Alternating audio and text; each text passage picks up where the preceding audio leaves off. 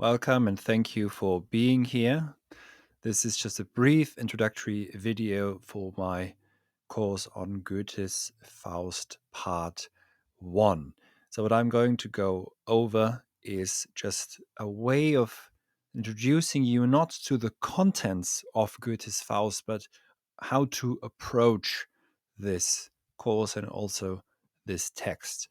Now, you will find that I'm listing several translations. I'm recommending especially this one here by Stuart Atkins, which you should be able to find, as I've found myself a copy, a used copy that are quite cheap.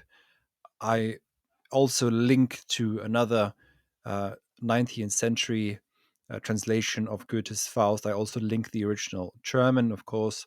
If you read German, I would always recommend, if you read German, read the original, obviously, along with the course contents here in English. I would not recommend the Penguin edition.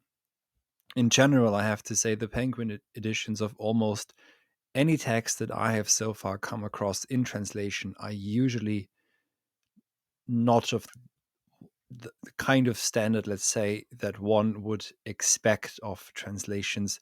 They make some significant mistakes, especially when it comes to Goethe's Faust Part 1, not just in translation, but even just the Studierzimmer 1, Studierzimmer 2, Study 1 and 2. That's how they're known internationally and have been known as such for decades and decades. They completely gloss over that, so it will make it quite difficult for you to orientate yourself. So don't use that one. There's another one by Walt Kaufman. I don't know who published that, but again, Stuart Atkins should be good enough. But I would always also go with the one translation that speaks to you the most as you read along.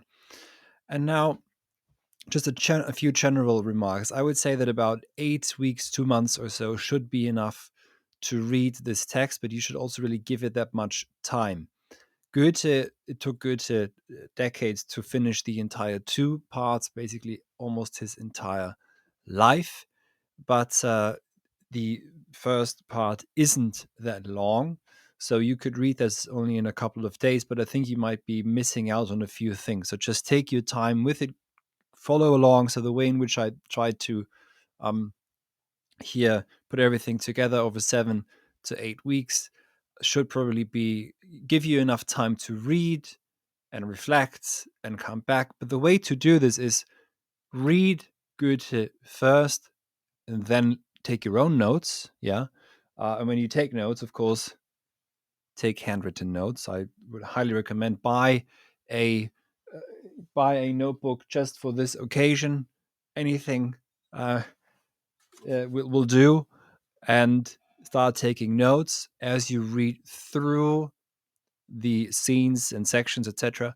But only after you've done your own reading, come and listen to the lecture. I might be picking up on something that you're not picking up on, but you also might be picking up on something that I'm not picking up on.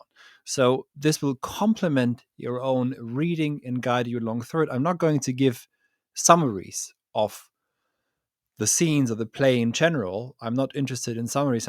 I will be looking specifically at the philosophically and theologically pertinent thoughts that are in here, which are all scattered and a bit fragmentary. I have to say, also, part one, especially, is a bit fragmentary.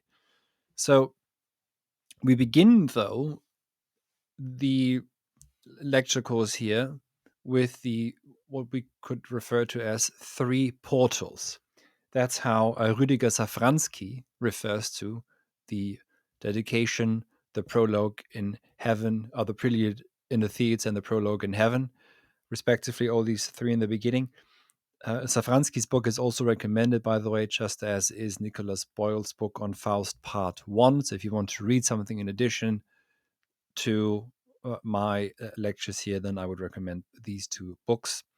I would also, of course, recommend Nicholas Boyle's Goethe's biography, of which 2 volumes have now been published. So those should be of very good help for you too, if you want to get an even deeper understanding. Because what Nicholas Boyle is really great at doing, and so is Safransky, it's not just a biography; it's deeply philosophical and poetic. So this is a wonderful work. I only have the first volume, but it will introduce you definitely also to the Urfaust, the primordial Faust, or the first Faust that Goethe wrote. So highly recommended.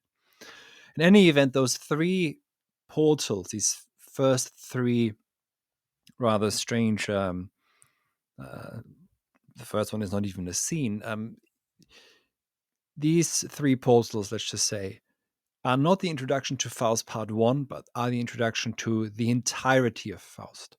I'm still including them here because, as you will see, this course is ultimately looking ahead toward Faust Part 2, of which there will be a second course, of course, as well.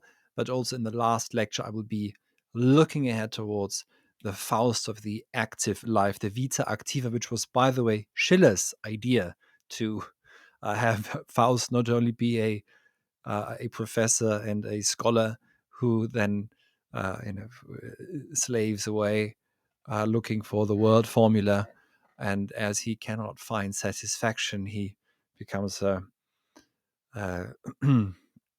a philanderer and seduces a young innocent girl. So it doesn't stop here. That was Schiller's idea to actually make Goethe, well, make Faust also have an active life. And so Faust really, the crescendo of Faust we find in the second Faust, but we cannot read the second Faust without the first Faust. So I've said a bit already on content and where I think this will be going overall. But for now, I just have to say the three prologues, or the three portals, are included here because we want to already, as we read the first part, have a view over the entirety of what the Faust is trying to achieve, which is, of course, also a reconnection with antiquity. So I would like to thank you again very much for being here. And well, no matter where you are and how many times you may have read Faust, or maybe you've read it at school, maybe you've heard of the Faustian spirit, maybe you've never read any Goethe or anything of in regards to Faust, etc. Maybe this is all completely new to you. The good thing is, of course, that it is poetry. It is an epic poem, so there's a little bit more freedom than perhaps sometimes in philosophy. That, however, can also be dangerous. We could go into all too random places. But in any event, we should try and find, even in despite the fragmentary nature of Faust Part 1, some through line or some thread that ties it all together. There's not maybe an absolute idea that emerges from it, but there is definitely something that ties it together. And this is what we're trying to find together here. So I look forward also to reading your comments on here on Teachable as time goes by. I will be coming to those comments not immediately, yeah, but over time. So if you leave a significant comment or a good question, I will try and respond to it. Or maybe even if you're doing this as we are publishing and going through this course live now in the beginning, I might just be able also to factor in some of your questions into my lectures as I continue to expand on them and write them throughout this course. This is the beginning of it also for me in terms of the writing the lectures to a level where I want to present them and also publish them here. So again, thank you very much indeed.